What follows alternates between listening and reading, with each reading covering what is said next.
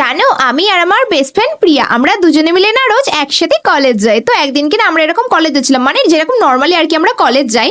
তো স্টেশনে না একটা ভিখারি আমাদের কাছে এসে বলছে যে মামুনিরা, কাল থেকে না আমি কিছু খাইনি, আমার না ভীষণ খিদে পেয়েছে, তোমরা আমাকে কিছু টাকা দাও না। তো আমাদের দুজনের না ওনাকে দেখে ভীষণ পরিমাণে খারাপ লাগছিল। তো তারপর না আমাদের কাছে যা ছিল 50-100 টাকা মতো আমরা ওনাকে দিয়ে দিয়েছিলাম। আর এমনিতে না আমার মা বলে যে সবসময় গরিবদের নিজের সামর্থ্য অনুযায়ী হেল্প করা উচিত। তো তারপর না দেখলাম আস্তে আস্তে উনি না আমাদের কাছে রোজ আসা শুরু করলো আর রোজ টাকা চাওয়া শুরু করলো।